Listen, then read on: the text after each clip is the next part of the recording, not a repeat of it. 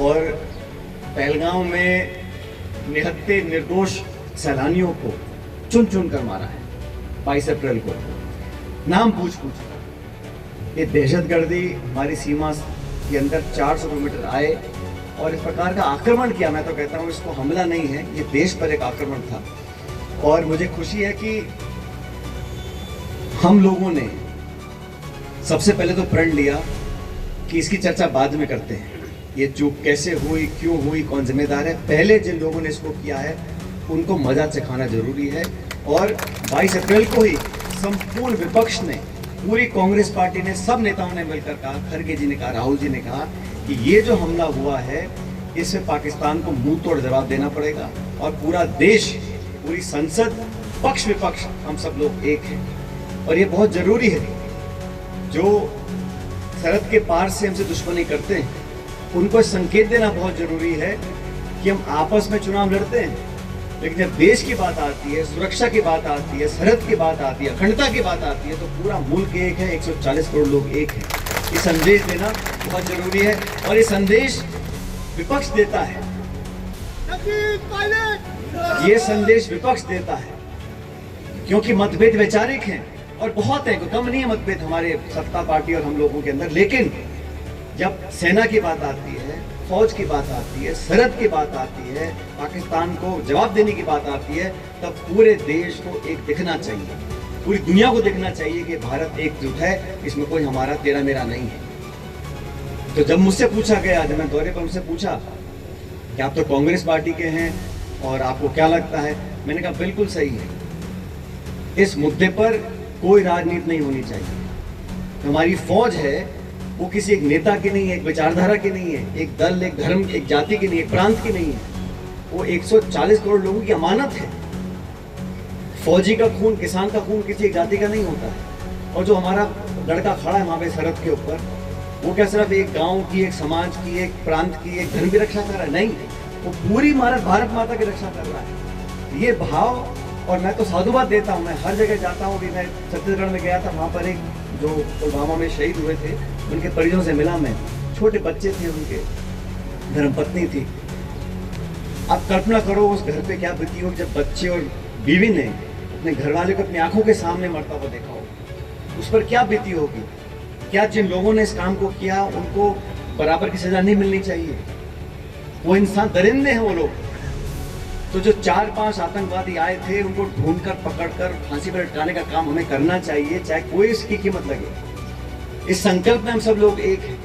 इसलिए जैसा आपने कहा रामलाल जी, कि मुझसे लोग पूछते हैं, इस मुद्दे पर कोई राजनीति नहीं हो सकती। ठीक है, चुनाव होते हैं, हार जीत होती रहती है, हम फिर लड़ेंगे, फिर जीतेंगे, फिर हारेंगे, लेकिन देश के प्रति जो समर्पण है, और मुझे, जैसा मैं आपको पहले भी कहा, एक बार मैं भाषण दे रहा था, वाजपेयी जी प्रधानमंत्री थे और हमारी संसद पर आक्रमण हुआ, ऐसे उग्रवादी आए थे, उस टाइम अनेक लोगों की जाने गई थी।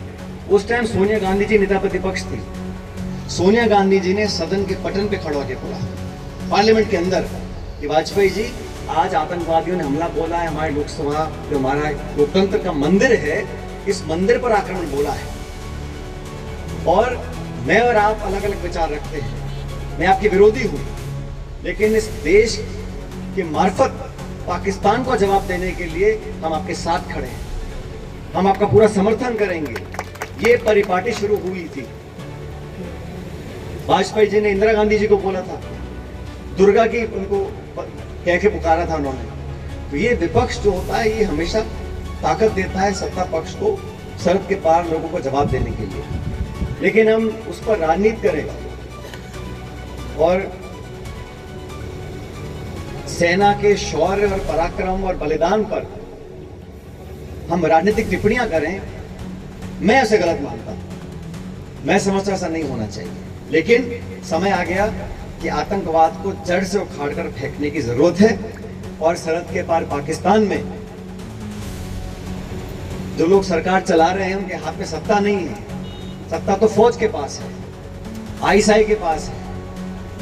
वहां के पूर्व प्रधानमंत्री को जेल में डाल रखा है, इमरान खान को, और टूटी फूटी सरकार है।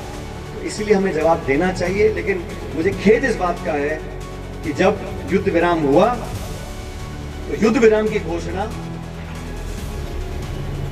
अमेरिकी राष्ट्रपति ने करी। ऐसा मैंने कभी नहीं देखा। इतना बड़ा देश है, अगर हमने 9 आतंकवादी ठिकानों को हमने ढेर किया था और पाकिस्तान फिल्म ला रहा था, वो आके हमसे बोलता, जैसे 71 की लड़ाई में हुआ था, 95,000 सैनिकों को बंदी बनाया था पाकिस्तान के, हाथ जोड़ के खड़े हो गए थे, सरेंडर किया था। युद्ध विराम अगर करना था तो अमेरिका के राष्ट्रपति को कोई अधिकार नहीं है। और डोनाल्ड ट्रंप क्या बोलते हैं, कहते हैं मैंने तो व्यापार का लालच देकर इनको कहा है बैठो लड़ाई मत करो। व्यापार का लालच दिखाकर युद्ध विराम अगर कोई करवा रहा है, और बार बार बोल रहे हैं, 11 बार अमेरिका का राष्ट्रपति बोल चुका कि मैंने हिंदुस्तान पाकिस्तान के बीच में जो युद्ध विराम कराया वो व्यापार का लालच देकर कराया था, और अभी तक उसका कोई खंडन नहीं आया। खंडन देना जरूरी है। इतना बड़ा देश, हम चंद व्यापार के सौदों के चक्कर में युद्ध विराम कर सकते हैं?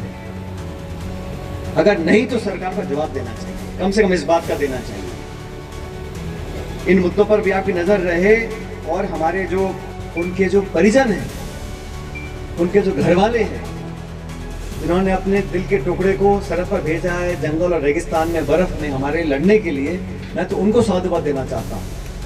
उन परिजनों को हर दिन कैसे कटता होगा, जब युद्ध का समय होता है, जब गोलाबारी होती है, तो कैसे वो अपने मन को संतोष देते होंगे। मैं तो उन सबको नमन करता हूँ, साधुवाद देता हूँ, और हम सब मिलकर इस देश में कुछ मुद्दों पर लेकर राजनीति ना करें तो हमारे देश के भविष्य के लिए बेहतर होगा।